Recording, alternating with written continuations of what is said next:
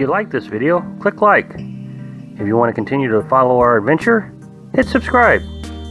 Your support would be greatly appreciated. Hello, Lives on the Road subscribers and followers. So Rhonda asked the other day, she said, she's wanting to start this adventure, but she doesn't know anything about generators, and was hoping that I would help clear up some of that information. Well, not quite the easy topic. And the reason it's not easy is it depends on what kind of generator you want. There's two types of generators. There's the old-fashioned kind that everybody uses. They're industrial generators. They're very noisy, very heavy, but I mean they're very reliable, lots of power, but they use a lot of gas. Okay, so the way that a regular generator works is it has an engine and a motor, or a generator, however you want to look at it.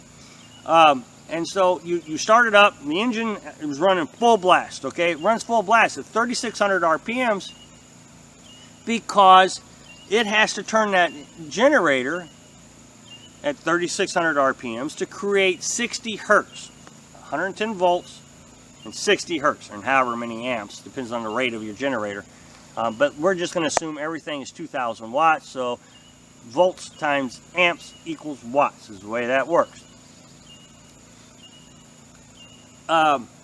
So this thing's going to run 3,600 RPMs. There is no sound buffering, so it's very loud. It sounds about I don't know if you've ever heard of, well, it runs about the same as a lawnmower or a chainsaw. It's quite loud. You can get two-cycle generators. They sound just like a chainsaw. You can get regular generators, just sound just like a lawnmower. Now, I have hearing loss from my lawnmower. Back in 2003, I cut grass, and I didn't wear earplugs. So I have this constant ringing in my ear as a result. It's called tinnitus. Well, the regular generator runs at the same sound decibel level. I mean, but there's some neat advantages. I don't know if I would recommend that you use one camping full time. It annoys the heck out of the neighbors. Everybody in the park can hear it. And usually it is one of the #1 complaints about other campers. So I hope I've explained the regular generator well enough. So let's move on to the quiet generator. It's called an inverted generator. Now, I'm not going to try, I looked it up on how it works, and I'm going to try to keep this down to a fairly simple subject. What I'm getting ready to tell you is not true, but it makes it simple. So I know there are going to be folks out there that know how this works, and that's great. I just don't want to confuse everybody that don't know how it works, so I'm going to keep it very simple. I'm going to skip a whole step of what this thing does. So what an inverter generator does is it creates, and this is the step, I skipped a step right here. I'm going to go right into step 2. It creates DC electric, direct current electric. Now, direct current is really handy. I like direct current a lot more than I like alternating current, because it's just flowed energy, just straight energy. You don't have to, and this is why it works so well, is because you don't have to worry about that 60 hertz. You don't have to worry about it. It's energy. So you create DC energy, and then you invert it. Now, inverting means it has a computer and a bunch of electronics that takes DC and converts it into AC, or inverts it into AC. I have an inverter in my camper that I use. So it works on this, and I've talked about that, and I'll put a link to that right here, where you're changing DC into AC. So AC is stuff you can plug your appliances into, all that kind of stuff. So it inverts. Well, the neat thing about DC is you don't need to run your generator at 3,600 RPMs to create DC. DC does not need the 60 hertz, so you don't have to run really fast trying to create it. you can create DC. And so anytime you just, so you're let's just say you're producing 12 volts, and I know that's not true, but so the motor is always producing 12 volts and varying amps depending on the speed of the motor, of the engine. So the inverter generator can run slower. Remember I said the old generator had to run at 3,600 RPMs. This one can run 25% of it and still produce electricity. It produces, now remember, I have a Champion 2,000 watt inverter generator. 2,000 watt inverter, 2,000 watts is when it's running full blast on high, just, you know, running hard. Well, on normal operation, it runs 25% of that. So what is that, 450? I'll do the math after this, and I'll put it down here what the actual watts are. So it's not constantly running 2,000 watts like the other generator. The other generators constantly run to 2,000 watts whether you need it or not. This one's not. It's running 450 watts the whole time. Right now, my generator is running. I don't know if you can hear it or not. I've listened to other videos I just made. I can't hear it on the phone, but it's running right now. And it's just right over there, where the camper is. So it's running at 450 watts. I'm running my battery charger, which is not taking that many watts. The battery charger takes, I think, I don't know, let's just say 200 just for the sake of argument. So it's not using 450 watts, so the generator's running nice and slow. When I need more power, let's say the refrigerator kicks on and I need more power, the generator's going to go and run up, you know, in RPMs, so it can produce more power.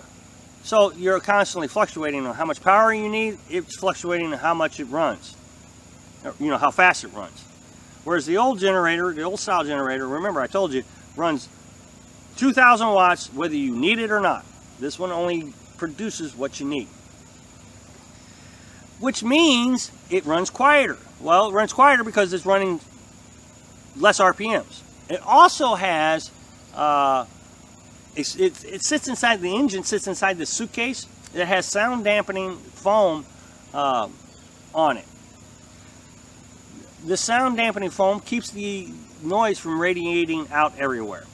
And again, you're not running as fast. Think about a lawnmower. When you turn down your lawnmower, you know, you got it on high, and then you turn down and it goes brrr. Same thing here. I can get 9 hours out of a gallon of gas. Whereas on a regular generator of the same size, you get about 3 hours. So it's more efficient. Now, that's assuming that you're only running at 25%. If you're running faster, if you're running the full 2,000 watts, let's say you're running your air conditioner, you may end up using all 2,000 watts, and you're going to use all your gas in 3 hours, just like the other one. The more power you need, the more gas you need to power it. I wanted to say one more thing about the sound. The sound is at 56 decibels. Now, there's two things I want to say about that. 56 decibels is apparently about the same sound you get from a conversation, just talking, 56 decibels. We also have this thing right outside our camper, and it is so quiet that we can watch movies without even really thinking about the sound. So the inverter generator is really nice. Next, it doesn't weigh a lot. It weighs, I think, only 50 pounds. So you know, I can pick that up pretty easy, throw it in the back of the truck. These older style generators, a lot of them come on wheels. You have to roll them around because they're so heavy. So much lighter, much easier. Now let's talk about the differences in inverter generators. Honda used to be the big dog on the block with generators, and they're very expensive. I think, and I haven't looked up the prices recently, but I think if you bought a generator, 2,000 watt generator like I have, it would run you $1,500 to $2,000. It's pretty pricey. But these other companies are starting to come out with these inverted generators. You can buy an inverted generator at Walmart for $500. Actually, the generator I have, which I had really good reviews, and I really like this generator, was $500. I got it at Walmart too. You can pick them up at Amazon or Walmart. So, I mean, we're talking a third of the price of a Honda. Now, I have heard a Honda. I have. I've listened to it, and in all honesty, it is 2 decibels lower than this one. And it is a little quieter. I have to admit that. But it is not quite enough for me to spend $1,500. I'm quite happy with the Champion. Like I said, I'm doing videos right now, and I bet you can't hear it. That's my guess. Oh, so anyway, I kind of hope that explains the differences in generators. And I know I spent a lot more time on the inverted generator. And the reason I did that is I really do think for the price, it is worth, you know, $500. It is worth going ahead and get one of those. Oh, there was one other thing I wanted to talk about. I've had my generator since February. But anyway, since May, I have been running it 6 hours a day. And I think I did the math on that a while back. It's 150 hours a month. We're up to, I think, 800 hours on this thing, almost 1,000 hours, let's just say. And it still starts on first pull. It has just really been a reliable piece of equipment. So maybe another thing to think about when you're buying one of these. I've had regular generators that, you know, I've only had a few years, and they go out, and I don't know why. I don't know why they just don't have any longevity to them. That being said, they are cheaper. So anyway, hope that helps.